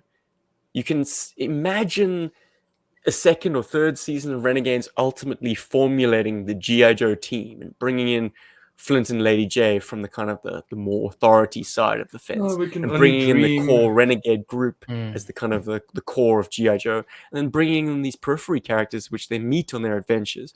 But like, we never get to that point. This show famously was cancelled after one season and probably had very low viewership numbers right the way through. It never really settled on a good time slot or good like people didn't know about it, or not enough people knew about it. And by enough It was people, on I the mean kids. freaking Hasbro channel or something. It was on Hulu or some shit that was like Hasbro. which totally underperformed as well. So Yeah. But what were your guys' thoughts on the episode overall? I love that it explores themes of post-traumatic stress disorder, PTSD, and I love that it speaks to, I don't want to call it a veteran problem. I love that it speaks to the challenges of veterans post-war and post-service and all that. And I think it was kind of maybe a little too heavy to put into a cartoon with target demographic is, between 7 and 15, to be fair. I think it's a little bit boring for that kind of viewership. They have like a soup kitchen, a mobile like coffee station, which is doling out drug to like knock out these veterans on the street and then abduct I have a them. special brew for you. And the person doling this mootie out is in a priest collar. Yep. You don't get more subversive than that. So that like, was also very interesting. have your character dress up as a man of the cloth and give out abduct these guys. This is some bad stuff, and it's in a kids cartoon. It's bold, man. I mean, like, I did mention how the one Sunbow episodes tries to protect you from being hoodwinked, if you start your own business or buy into a franchise. But this one is definitely trying to make sure you don't end up in like Nexium, in the Nexium cult or something, you know what I mean? Getting your organs harvested. Jeepers. Jesus. Yeah. Jesus would be right. Guys, one of these escapes, or one of these veterans who's been released back from Destro's rage program has a hand grenade, which Duke managed to kind of scrounge up off the ground after it's gone live, and he throws it up, No, no, never do that. you're throwing a fragmentation grenade up. Is that just not going to It's going to scatter make it so the much easier to fragments? kill more people. It's so much more dangerous and unpredictable. Because when I saw him doing that, I thought my least instant that's what reaction my was, oh, logic he's going to says. jump on it, you know? Like, Obviously, nice that's going to play. kill him. But the thing is, like, that would... I don't know how else you stop them, you know, from actually You doing get the hell away damage. from that, or you get find as far something away to from it as you smother can. it with. Cover. But the thing is, obviously, Yeah. by throwing it up, the radius of the damage it's going to create is larger. Isn't the wisdom with a frag grenade to get as low as possible? Because obviously Yes, I believe so. explosives go upwards. All the Yeah, the fragments force will be would blown. be pushed up. Yeah. Mm. And hope that Whereas goes by throwing kind it and up in doesn't the take air, all your you're limbs. raining metal death on everyone. You're increasing the blast radius of the thing. Anyways, I don't know enough about hand grenades. Feel free to correct me in the Obviously, comments that below. shows you that they did not have a research specialist on the show. Unfortunately. Holy Guys, does the mech design look like something that would have eventually become a toy? And spinning out from that, the Oh, for helicopter sure. that Destro uses to escape. The helicopter reminds me of a helicopter. That one with like the 3 blades that they go at like a weird angle. The night attack helicopter. Yes, Because it's it got reminds me of enormous that a little rocket bit. pods on either side. Like, this is an escape helicopter, but it's fully decked out with weapons. Well, he wants to make sure that no one follows him when he escapes. It's also Destro. I suppose. I also like that Destro speaks of not wasting Iron Grenadiers for this experiment as well. Sorry, that just came to my mind now when you're talking about name escape. dropping there. I thought that was like cool. Iron's like, why don't we just use Iron Grenadiers? Yeah, and he's like, no, I will never waste them. Which is cool And because it how shows do you they like how he come respects on? these people. Yeah. Sorry. No, well, he's a scumbag who looks like one of the rebels from the 1977 Star Wars movie, with his button chops and his thinning hair. It's beautiful. He's totally stepping out of the wrong timeline. Like, he's an anachronism, and it's great. It really works for Destro unmasked. I like that look. It's a cool look. Yeah, And the Bad News mutton is like, chops hey, make him look Destro, call me. totally from the 70s, man. But the way they snap out of his programming is quite curious. It seems, the foreshadowing with Roadblock's music comes full circle when Tunnel Rat snaps Roadblock out by pumping the stereo. But this is a handheld thing. Yeah. Do you guys remember how loud your Zune could get back then? What's Not the Zune? loud at all. Soon, maybe some listeners will get that. So is that the Microsoft iPod, that the chocolate brick? It was Microsoft's answer to the iPod. Yeah, that thing was. But funny. also, the funny thing is that none of these things actually have speakers. exactly. And they were pumping that music hard with this handheld little rectangle. Well, Hey, guys, if that Sci-fi ever world. happens to me, just know that you can jam music through your phones, because the sheer irritation of the cuck sound quality that comes out of a phone will be enough to stir me out of that rage and put me into a whole different rage. Well, there you go. Just as I hate the sound of a phone. Ugh. I didn't like this one either. We're settling into what will be the order of the day for GI Joe Renegades, and that's precisely why I couldn't stick with it. So this is a 2 out of 5. I'm afraid. Yeah, I was very unimpressed. Like, obviously they're setting stuff up. There's interesting ideas, like with the PTSD. They're setting up Scrap Iron. You're discovering more about Destro, and you're seeing him before he obviously becomes metal faced. But like, it's just not enough. The episode itself is just boring. Like, I was not interested, and it just felt like stupid. Like, Well, why? this is where Renegades goes, and the trouble is, like, GI Joe as a team on the run works in the short burst, but if you make your entire series on that premise, it stops feeling like GI Joe.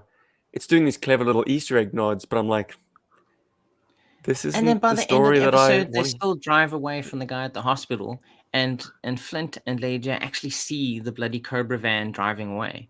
And it's like, it wouldn't just end like that. It would be them chasing after the Cobra van. Like, that's not an ending. That is a continuation in that moment. It's not an end. Yes, I actually unfortunately also do give this episode a 2. I appreciate that they tried to set up stuff, but it was just boring. I'm sorry, Paul. I know you're gonna love it. No. I am going to give this episode my lowest score yet so far, just because I agree with what you guys are saying. I was gonna say like 3, because although I really appreciate them tackling things like veterans, PTSD, drug abuse, and all that kind of stuff, I really felt that it was very too heavy-handed for the first Loose episode. For the first non-miniseries episode. I think it's too much for a normal viewer to absorb. And for those people who have dealt with that kind of thing and can relate to it, it's really awesome. I just felt that like it wasn't smart. It wasn't as awesome as post-traumatic stress disorder can be. Can be. The other thing that I'd like is it is a difficult first episode. Because I mean, like there is the pilot. That's usually produced before the show is made, and this is the example of what you should expect going forward, and it doesn't feel. I was just gonna say I think PTSD is not awesome, but when you know that other people are struggling with it, it does make it a little bit better. And to know that there's help out there. And I think that was very short-sighted not to put like a thing at the end of the episode to say, listen, if you're suffering from PTSD, blah, blah, blah, blah, blah, blah, blah. Anyway, it doesn't matter. The other thing is that I think the series as a whole would have been so much better if we were in the present and then we had these little flashbacks, to these kind of events. So not playing out this whole episode as like an event, because it feels like Rob said, it's like, they're trying to build up all of these meetings, or was it Steve? They're trying to build up all of these meetings with these characters, the Pulaskis, the Hawks, everybody, right? And then in the second season, they're GI Joe. So now we know how they all became good friends. It would have been better if they were GI Joe and we got these like throwbacks to these moments, when those characters came into the episode. So like Steeler was in the episode, it could be like, why are you and Tunnel Rat so tight or whatever? And he's like, whoa, I was going through a bad time, blah, blah, blah. I hate flashback episodes. They don't move the plot forward, man. It's not. This is why I'm presenting it badly. The only person who doesn't like Mask of the Phantasm, because far too much of that film is spent in flashback. And I'm like, wow, exactly how much of this film's runtime is taking place in real time? Because that's where my interest is. Like, more backstory on Bruce Wayne. So much setup. So much setup. Yeah, no, I'm not a fan. Whoops. A lot of people are like, that's the best Batman movie ever made. I'm like, boring. Maybe it's because the twist was already ruined by Toy Fair magazine. Yep. It could be that. We were too well informed. Yeah, I knew that action figure. I actually had the novelization of that before I read the book. I mean, before I watched the movie, by the way. I bought the novelization from a shop called Phantomania in very ironic. Phantomania in Santon. It was a comic and bookstore and whatever. And it was great. It's written by Gary Gravel or something like that. Anyway, really great. But I feel you on that. I actually really loved the Batman Beyond movie. I think that film was freaking rad and very brave. Have not seen it, but say no more, because I am famous for responding to people's hype by going the other way. Sunbow boys, we watched Satellite Down. Satellite Down. The infamous episode where Cobra wrestles control of a GI Joe satellite from them. It crash lands in Africa, which I think is ridiculous. It's heading for Africa. Place. Wow, that narrows it down. We've got 2 Joes in the area. Anyways, the race to recover the satellite ensues, and it winds up in the care of the Primords. This throwback, I don't know. I've only seen guys like this in museums. Exactly. This race of beings somehow surviving in Africa. Prehistoric. Not prehistoric, I don't know. Whatever. Early man. Mythological. And so we have Storm Shadow and Spirit work together to overcome this get the satellite back. It's a race to get the satellite away from which gets smashed ultimately anyways in the ensuing battle. Oopsie. Oh no. G.I. Joe leaves a TV set with the Primords to worship as their god, which they become infuriated with in Smash anyways. Well, I mean, they don't say no. They say like they hope they don't worship it as a god, and they'll know what to do with it, the appropriate thing to do with it. Actually, I think that's what Spirit of Flint says. It's interesting commentary on television because like you're in a television show. Yeah, TV is bad. TV bad. Stop watching. So Spirit thoughts, also guys? lets on. Oof. So, guys, welcome to my least favorite episode of the Sambo series. Wow. So 3.0. Oh, you don't like giant vegetables ranks higher than this? Yes, Wow. actually, because that is at least You more won't have them in interesting real than this. life. I He find this enjoys episode. watching them. Yeah, I like the GI Joes killing them. It's great. It's actually quite cathartic. But I really can't stand this episode because I find it boring.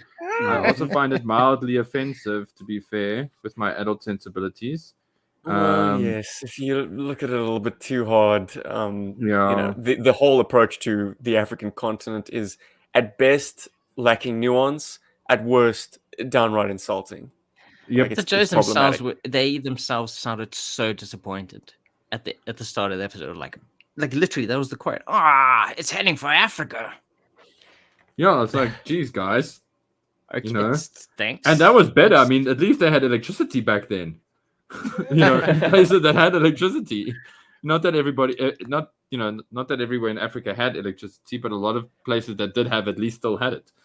Look, it's You the know? 80s. It's a kids' cartoon. I don't know how many times we can offer that as an excuse for the writing, but it played out all those typical tropes of like a primitive society doing human sacrifices, Cobra and Joe needing to work together to escape. Kalima. Yeah, we've seen this scene play out, be it in South American native communities or African or Return of the Jedi or Avatar. It's all there, and it's always going to be something that I have less interest in watching, unfortunately. Yeah. Like anytime no, we're I watching think, primitive peoples in my GI Joe cartoon, I'm like, I switch off for a while. I'm like, no. Doesn't really buzz my berries, I'm afraid. This time the original series and Renegades have both put together bad episodes. Yeah, it's gonna happen. Excellent timing, guys.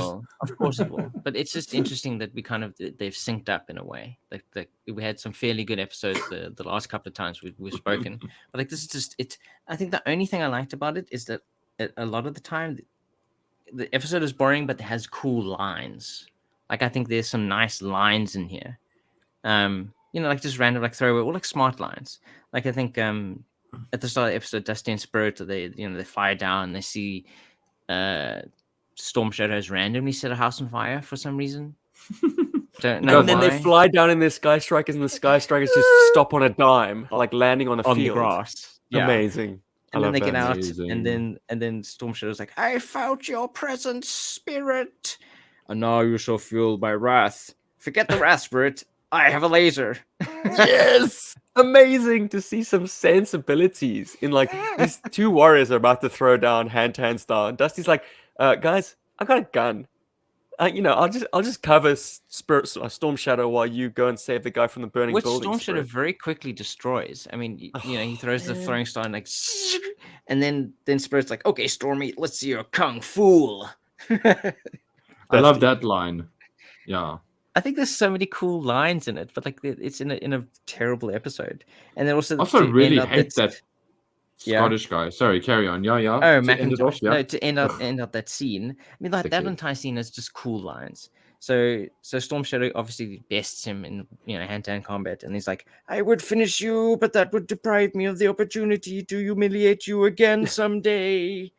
And it's Nice so little good. backdoor there. I mean, like this is a nameless Joe to Storm Shadow. He's insignificant, and Storm Shadow's still like, "Yeah, I'm gonna single you out on the battlefield, and I'm gonna humble you again." Very funny. So there are cool lines in a bad episode. So I think this guy's good at writing, like good one-liners, but not a good story. Yeah, he's good. He's got good dialogue. Yeah. If you feel so inclined, gentlemen, just to take up from your tip on the cool lines, watch the very end of this episode again and tell me how cringe the hug between Flint and Lady J is, because it's Awkward. totally not. Ugh. It's not initiated in the dialogue at all. Like, there's no sense of warmth towards the end there, and they just kind of hug it out. Like it's awkward, man. Like, I watched that and like I had a bit of a titter. I was like, this is funny. Like, they have to show these two like have an embrace, but it's totally not earned, man. They kind of, well, they don't really set it up, but it's more like condescending in a way. Because like early in the episode, they kind of like, oh, so you like the ladies, Flint, or something? Yeah, I like them to be alive, or something like that. Whatever he says. I prefer her to stick around. Yeah, stick around. But then, like, there's also like a throwaway line like later, like Flint's like, "Oh, I'm really worried about Lady J," and then Dusty's like, "We're all worried about her." What about Spirit? Is no one worried about Spirit? Why did you single out Lady J as the person that you're worried about? No, you assholes. She can take care of herself. It feels condescending. Yeah. Flint but is it was cool to see Claws. Incel. But it was cool to see Claws. I like seeing the Claws in the bridge layer. So I mean, those small little moments. And was it my imagination, or did they incorrectly animate Cobra Commander in one of those claws? I thought I saw like a silver faceplate instead of like the balaclava and face. I have to go back and watch that. Bastards. Amateur hour, and also they deployed Crimson Guards on this mission. But I mean, that's how important. Yeah, that's how important it is. But that's one of the things I do like about this episode. Not necessarily that there are Crimson Guards, but hey, Crimson Guards are cool. I love that they actually speak. You know, that they had something to say. I mean, not that he actually has something to say. It's not like he's talking about, the world's hunger crisis, but at least he had a line, and I thought that was great. I was like, hey, he's got a line. That's cool. It's not just, I feel like there's a sliding scale, though, with Crimson Guards in the Sunburst series. Some episodes, they're elevated to being like lone operatives and inside men, like doing what Crimson Guards are purported to do. Like special operatives. Men. Yeah. And sometimes they are just cannon fodder. They're just that episode's new shit. I was genuinely surprised when I saw them come out of the bushes with Storm Shadow, because I was expecting Vipers, and then suddenly no one must know. No one must know what we did in the bushes. You're going to be expecting Vipers for like a year and a half to come, because at this stage of the cartoon, the figure hadn't been released yet. Oh, okay, so, Vipers or like Cobra, blue shirts, blue shirts, one or the other. But like, I was not expecting Crimson Guard. I mean, it kind of makes sense. They're really taking this mission seriously. They want the satellite. It's really important to Cobra that they get it. But it was just weird. The other thing I like about the episode, which I think it reminded me of, I really appreciate Lady J's actress, because her screams are always so visceral. Oh yeah, she's so great. She's always screaming. Like it's just got this like not vibrato, but it's not like a single note when she screams. It's a proper emotional. It's nuanced. Thing. Yes, and also it's fascinating that she doesn't like heights, but she still will fly a Sky Striker herself. But she'll be the one to go through the window at Extensive Enterprises, and then she keeps putting herself. Shows you how brave she is. Absolutely. That's courage, man. How bizarre, that's like doing the thing you're scared of. The reaction from Dusty and Flint after they see the Ore Striker with Macintosh and Spirits and Lady J like plummet into a chasm. They're very glib. They're very like, I'm sure they'll be okay. Like, what? Stop the fall that you have to worry about. Rescue down there, guys. Like, you've just seen Joe's fall. Like I don't know, 10 stories. Yeah. Okay, it's cartoon logic. There was water below, but still, this is terrifying. It's like, I'm sure they're gonna be okay. What? Can we get this bridge laid already? It's taking a really long time. Yeah, and also across this damn bridge. Lady J and the Ore Striker appeared out of nowhere. Yeah. Yes. It was Dusty and Spirit. They just saved Macintosh. They had their two Sky Strikers, and then suddenly the next scene, there's Lady J, and they're all driving with her, and they're getting to know who Macintosh is. It's like, Felt like an okay. era because they didn't hang a lantern on it at all. But then you start seeing Flint in the bridge layer and all the other Joes, and yeah, it's and you're like, like, okay, so they came to fetch so them. the time has elapsed. But yeah, a crossfade, any kind of technique to show the Something. passage of time Yeah, would have like been it's useful. not. Yeah, it's like It's a hard stunning. cut. Yeah, so that was more of like an editing error, I think, than anything. Did you guys else. notice the GI Joe green shirts that had camo patterns? I think Super 7 either has or will be doing Super their 7. green shirts with camo patterns on them in the reaction line. And if you're wondering Fantastic. where the hell those come from, it's this episode. It's this episode that no one likes to watch more than once. Yeah, look, it's a 2.5 star episode for me because it's just one that I will not revisit once again for my own enjoyment. Mark van Leeuwen says has released. Ah, very good. Mark's on it. Thanks, Mark. I'm giving it a 2. Like it was really a boring episode. Like, You're so generous. Yeah. Oh wow, Paul's really 1.5. Fuck that episode. I hate that episode. Woi! Yo. And Mark's already got the camo pattern green shirts. Nice. Yeah, you sexy boy. Expect as much. Do it. Gentlemen, have we exhausted our new shit section? Or is there still some new Ooh, I got new shit to talk about, but there's one little bit of... There's potential new shit I want to talk about as well quickly with you guys. Potential? Whoa. I don't have a picture for it, all the things and I feel like wants to buy. Yeah, exactly that. I don't have a picture for it, and I feel like a real tit for not having it is the Mezco 112 collectibles Storm Shadow figure was announced. It looks collectibles. It looks interesting. It's got some cool things and whatever. And I think the reason I forgot to actually get images for this episode is because I want to be more excited about it, but I'm just not. I'm not feeling that in my heart, you know? I'm just not. It's weird. But anyway, that was announced. You mentioned Super 7, and Super 7 have announced some cool toys, and let's start with Cobra. That's right. They have done a Baroness, and she comes with all kinds of cool stuff, like the conch. She's got the Order Cobra. The conch. It's both. Either conch or conch. It's a conch and a conch. I've heard it's pronounced both ways. I prefer conch because it's more awkward for people. It comes with people to correct you, or is that just me? No, it all. They think they hear cock, so it can go any way. I love that she's got her helmet, because that is a very unique detail. That is not. It's the mass device helmet she wears when she's flying a Rattler, isn't it? Yep. And I love that she comes with all those props. That makes me so happy. It's very Flash Gordon.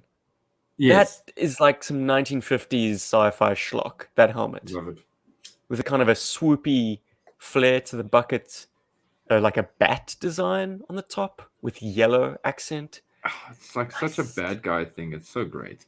So this is something. I think this is going to be the Super 7 figure that breaks the camel's back for me, because I saw this, and then another one of their announcements was Zartan, Master of Disguise, and I was so happy about this because you guys may have he comes with the watch.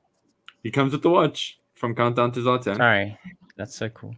That is very Robbie cool. recognizes. Robbie's seen the cartoon. This is awesome. This is good news. I like listeners will remember that I mentioned in an earlier episode, if they ever do a Zartan in this line, that I'll most likely jump on it because I love the animated series version of Zartan. So much so that although I'm very underwhelmed with the accessories, because compared to Baroness, I really feel like we're being taken for a little bit of a ride with the Zartan figure. Like the Zartan himself is great, the face sculpts are amazing, his guns are cool, and it's cool that it comes with the watch. But come now. They could have done more. It's pretty basic. Other than that, I mean, I would have. They probably would never have done it. But can you imagine a light up chest? Yep. How cool would that have been? It does change color though. Apparently, that is a thing that's been confirmed. Okay. Has it been confirmed whether it's photochromic or thermochromic? Thermochromic, yeah. Yeah. Is it the sun or is it the fridge? What's I going to have change no it? idea. I'm hoping it's the sun. I'm not the fridge. Oh, Because we absolutely. see. But let's see. I am cautiously optimistic. I've actually pre-ordered these on BBTS already. Dying to get them, Jeez. which is also going to push me over the edge to get that Storm Shadow because the You can't just ninja have two. is a weapon, and I have to have a representation of that. So yeah, Hell yeah. Mark said it's the Okay. sun, so it's photochromic. Yeah, so Wait. that's cool. Yeah, So it's that's not some awesome. kind of illegal plastic. I mean, Yeah. I kind of venture to guess that Hasbro were cautious about making it photochromic, or their Yeah. version, the classified one, because somehow since the 80s that plastic has kind of fallen out of favor. I Super think they 7 just is a much forgot. smaller company, but they're still a mass-producing toy company. Mm. So that can't be the reason then, surely. Yeah, surely. Hasbro They just just don't don't want to feel use like doing that it. plastic. Mm. But Or they yes, that forgot is about it. fantastic because as it should Made out of be, like if plastic. you are slavish to the cartoon continuity, it should be the sun that changes his color The inexplicably. sun. Yeah, exactly. Yeah. And Yeah. so I'm very excited about this. This is some very cool GI Joe news. I am also waiting for my pre-order for the higher toy Snake Eyes to come off. I think that's end of this month or next month, with some Gundam stuff, which is cool. So I'll hopefully have a higher Snake Eyes in hand to talk about. And I'm loving that Cobra Commander as well. So let's see how that all goes He down. looks fantastic. Yeah, I think if the Snake Eyes turns out well, I mean, they're we off to know. a good start. Yeah. I sent Stephen and Rob quite a cryptic image earlier this week. Oh my Was it this goodness. week or last week? Of Recently. a You got Transformers box. But Yes, we I didn't got know what it slag. was. Slag. It was this I week got- for Paul and Rob, and it was last week for Steve, because it is Monday morning for me, boys. Yes. But yes, Paul has finally scratched his slug itch. Now, if you have been following the podcast, you'll know that this has been a particularly difficult Transformers figure to get in South Africa. But how did you manage to get your Dinobot Triceratops, Paul? So how cool is this? So we do these things called build meets where we all get together and build Gundam kits and talk shit and whatever, and that happens every second Saturday at the Nexus. And one of the guys there, one of the new faces there, is into Transformers because he was like showing me pictures of his Gundam and stuff because we do that. And he had a whole bunch of Transformers, and I was like, "Oh wow, it's so cool that you managed to get slag," And he's like, I'm like, where did you eventually get him from? Because I had the whole deal with Take-A-Lot, and then we laughed because he was in the same boat, and we were, ha ha ha, Take-A-Lot sucks. Ha, ha, ha. Anyway, he's like, dude, why don't you go to Toy Zone? They have them there for 600 Rand. And I heard that, and I was like, that's the magical number. I want to pay for it. So off to Toy Zone I was on Sunday. $30, $40. Yes. Yeah. And I went and I picked up Slag, or Slug, as he's now known, because apparently people don't like don't like calling Transformers hookers. Don't slag him or off. whatever's. So yeah. So anyway, I finally got him. He's a fantastic toy. He doesn't look it if you just look at him straight on, but when you have him in hand and all of the articulation that they managed to put in there, and they've just made it really fun. It's a fun transformation. It's quite an intricate transformation for quite a simple design. There's not a lot of daylight between Studio Series and Masterpiece, at least in terms of the designs. Like if there was more metal in the Studio Series, because it's entirely plastic, I assume. Yeah, it is. Yeah, so if it had a bit more die-cast metal, it would feel like a Masterpiece. Maybe if it had a slightly more intricate transformation. But with Dinobots, you don't want intricate transformation. You want it to be chunky. what the G1 did, but then to at least have articulation when you're in robot mode and in dinosaur mode. So this looks like it achieves that. Very nice. And it's so cool. Thank you, man. Yeah, because I didn't want to pay more than 600. I was like, you know what? I'm going to get him for 600. Somehow it's going to find me. And it did. And I'm just so happy that I've got him. The Daniel, is it Daniel Witwicky that comes with him? I can never remember if it's Daniel or Spike. Anyway, yes, it's Daniel. Who gives a shit because it's. Is he cool though? No, it's so crap. It's the worst shit ever. In fact, how dodge is this? They're doing a Kingdom Core. The Core is the small Transformers, for those of you guys who don't know. They're doing a small version of Daniel, or it could be Spike, one of the two. Doesn't matter. It's the same sculpt. And Wheelie as well. So at least you'll get them at the right scale for your Dinobots and they can transform. So I'm kind of excited about that. That's pretty rad. That's $12. Cool. Take it or leave it. And I'm a little curious if I have one bad thing to say about both Slag and Dinobot, is that I know that these are meant to, in a weird way, be representations of their G1 originals being sort of evolved and all that stuff. But, we've come a long way since then, and I think it would have been cool if they were given the sword. Sword would have been nice. I think that would have been a very, very cool accessory, and maybe just some fire for Slag. That would have been cool, just like a fire breathing effect to come out of his mouth. I think that would have been aces. Hasbro, you could have done that. Instead, you gave us some doo-doo Witwicky figure, which is so shit. Anyway, so yeah, I'm very happy with this. And while I was there, and on the topic of core figures, I actually picked up that Megatron core figure because they were going for a very low price of like 150 Rand. Which was like Pops. And he's great. Guys, the core line, these Transformers core figures are so great. I actually want to do a video with a handful of them and actually talk about them because they are so good. I'm just really, really loving them. I think they're so much fun. They remind me of like one of the things I love about Transformers is just the idea of having like a robot that you can fit in your hands. Anyway, it's cool. You're gonna have to get the Snarl, according to Bob Pod. Yeah. Yes, apparently Snarl has a sword. Yes, you have to get multiple Snarls so the rest of your Dinobot force can have all their swords. Or I just buy the upgrade kits. Because you get those third-party upgrade kits, but man, they're expensive. They're like $35. And that's GI Joe money. I can't be spending that on quality Transformers. though. Transformer third-party stuff is legit. So much better than Hasbro. I've seen some really good stuff. It's actually insane, like how competent they are. Beyond competent, they are better than the originators. I feel confident enough to say that because I've had some first-hand experience with them, some third-party stuff while visiting my Brisbane Joe buddy, Alan Grant. Hey. Shout out to Al. Yeah, I will be dropping on the channel a review, or not a review, more of just an appreciation video of his flag modification because he has done a very, very handsome job. Did his life change after Jurassic Park? Just curious. Yeah, people kept buying him action figures. What a shame. Yes, so that will be forthcoming. I've also dropped for GI Joe YouTube members on the Trooper level or higher, a little behind the scenes footage from Red Glare, which has been a lot of fun. Ooh.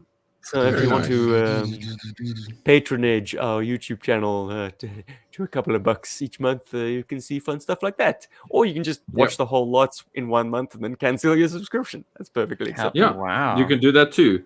I would, either way, it's cool that you support us by watching this and helping us in the YouTube and algorithm. liking it. Yeah, be sure to leave a like. Thanks. Yeah, thank you for thank you for your like and thank you for your subscription. It actually does matter. So we appreciate that. Enormously. Yeah. Let me not joke around or downplay it. Thank you. Anyone watching this, listening to this, if you manage to just hit that thumbs up, that helps hugely. Yeah, for sure. Just getting the word out. It's profound. Until you have a channel yourself, you don't realize the importance of those words of like, please leave a like. Absolutely. Yep. Just like us. And I feel like this is worth mentioning as well. The reason, like, the one thing that the Patreon helps us with quite a bit is paying for StreamYard. In a big way, like that helps a lot because StreamYard, the kind of level of StreamYard that we have to use for the podcast and stuff is, it's not like, freebie level. So it does help with that, but it also really helps getting figures. Like, I know it sounds lame to say, but like being able to get like, the occasional like classified toy and being able to ship it, or at least to help with the shipping of a toy purchase to get it here, that kind of thing helps because it helps us make content. So you guys are actually helping to drive this channel and do amazing things. So we actually, as Stephen really always says, they help to keep the lights on. Exactly. Or to paraphrase Bill Nye in Love Actually, kids, don't buy drugs. Become rich and famous, or have a YouTube channel, and people will buy them for you. Yeah, but we still have to pay for the shipping. So I'm being glib. Talking about buddies and getting free stuff, I'll never say no. But Alan had a bunch of freebie new sculpt and 25th anniversary figures that came with his flag, which he had no interest in keeping. And I was like, well, that's a shame. There's still possible GI Joes. And he was like, have them, Steve. So out of that, I got some fun stuff, and I will unveil them in weeks to come. But first up, dialing the clocks back to the T-Crotch GI Joe vs. Cobra 2001 Series 1. Can you guys remember those figures? Did they excite you at the time? No. Was that wasn't the one with the atomic stomp guy? No, those that was by the accident. series before that, when they reintroduced GI Joe, the first wave of new sculpt figures with the T-Crotches. Can you guys venture a guess as to what the lineup was? I feel Steeler, I just got a Grant, shitty Snake Eyes. Steeler, Grunt, Snake Eyes? Okay, you got 1 out of 3. Oh, And wow. isn't Snake Eyes in like a forced pose? Because I got like a figure from a flea market of Snake Eyes that's in a With a forced very pose. wide stance. Yeah, it's a crap. Hate it. Okay, well, Snake Eyes and Storm Shadow are the easy 2. Hell Who yeah. else Hawk. was in the roster? Not Hawk. Baroness. All right. Cobra Cobra Hard Commander. Cobra Hardwired. Commander. Hard Duke. drive. Duke was in there. Hard yeah? drive. Hard drive. Who's hard drive? Oh, that's I don't know. So we're making shit No, up. that was a later new sculpt. Right? Okay, so I tested that my exists. memory, and I still haven't cheated. But off the top of my head, it Mhm. was Duke, Snake Eyes, wetsuit, heavy duty, What? frostbite. So GI Wow. Joe was kind of going with a kind of a all-weather, all-environments team in that initial run, and then Cobra had Cobra Commander, Destro, Storm Shadow. The Neo Viper was the troop builder, and they had, I think they called it Amore as their It's underwater Amore. aquatic troop. And their Cobra Claws was their heavy weapons guys. The Cobra so When Claws. they those cut were off your the- thighs. Those are the T-Crotch guys, and 2 of them were in Mr. Grant's donation, and they found their way into my son's hands. Hell To yeah. wit, this is going to mean nothing to listeners, but just imagine my boy playing with some G.I. Joe action figures, which he calls Jubba for some reason. Now, that's my surname, Jubba, and his surname. Yeah. Sweet boy. Amazing. Chappers. Here's Jubba. G.I. Joe. Duke enters the frame and run. We're running. So, we've graduated out of playing with Hot Wheels to now playing with action figures, but the play pattern is the same. We're basically just running through the jungles, whereas we used to be driving. You do lots of PT. Oh, whoa, good job. Love All this right. kid. Love that shirt, dude. Is that like a little doctor's outfit? Yep. That he's He's either wearing. taking after his mom by being an actual doctor, or he's being his dad by cosplaying as a doctor. Oh, I fell. Oh no, dude. Yeah, but now that yeah. Another favorite play pattern is like breaking down and needing help. So the same thing happens with action figures. Like the one gets He's injured, got empathy. thank you. Totally. Whoa. That's so sweet. Those are cool toys though. Like the They're wet very figures. durable. Duke, I can't keep up with this pace, man. Suck it up, Buttercup. You try doing it in a wetsuit. Lol, lol, lol, lol, lol. Thanks for suffering through that with me, boys. But yes, the play pattern has now finally adapted from Hot Wheels cars to action figures, which, yeah, I was getting bored, man. I need character at the Sure, heart you're proud of of your the son now. You're like, thing. We're getting Oh, there. We're finally. getting there. We are getting there. you know that there is a car in his future. You know, like your kids one day is gonna bring home like a car, and he's gonna be Like a like, real car. "Hey, Dad, I'm like busy like customizing this. I want to go racing." Where did you Yeah. steal it? Yeah, exactly. He's like, I watched one of those Fast and the Furious movies that Uncle Paul made me watch. One of those 20 Heavens. movies in the series. Yeah, Fast and Furious 25. God. Yeah. It's all about family. No, I'll Like, show him Go Vin into my Diesel car will- for one will more actually- drive.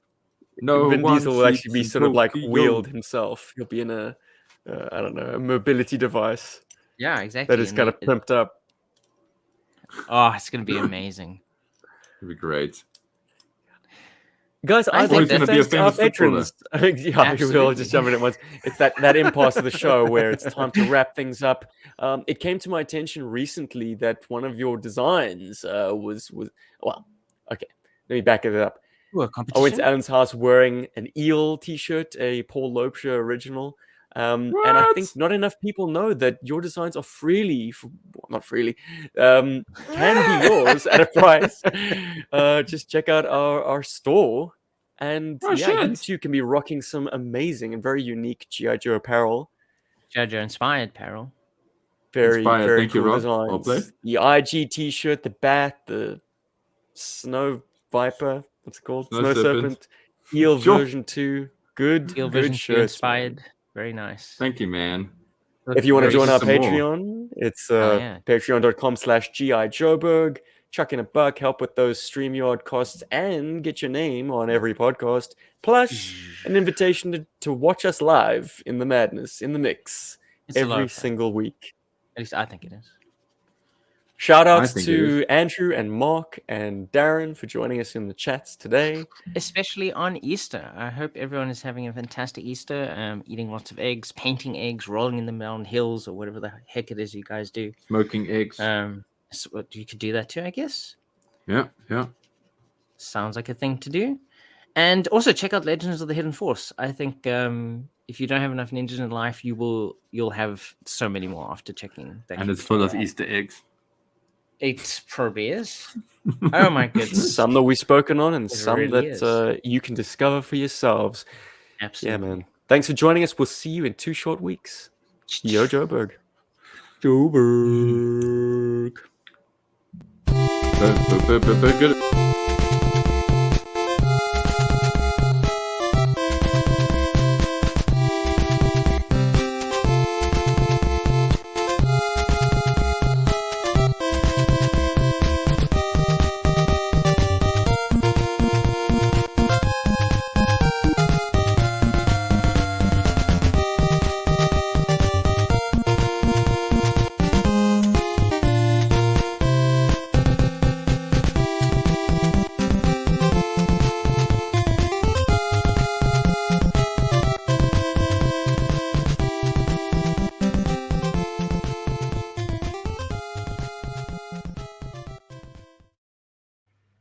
Bloody hell. I keep forgetting to mention it, and I'm not going to forget anymore.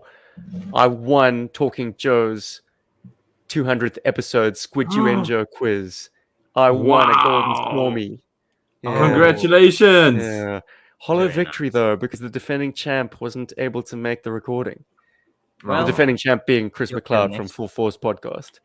You'll You get know, next. whether you win by a centimeter or by a mile, a win's still a win. Hey, I still True. got that sweet Storm Shadow trophy. It's a Oh, yeah, 12-inch, like 5 POA Storm Shadow. I don't know, from a movie line maybe, or maybe it was just a. Anyway, it's custom made by Bart Simon, friend of the show. Nice. Hell yeah. Really? Yeah. Well, that's cool. Gorgeous. And Congrats. that's why I'm detaining you guys a little bit longer after the outro. But we are really out. Yo, Joburg. Love you. Yo. Long time. You rock. Goodbye. Bye. Whee.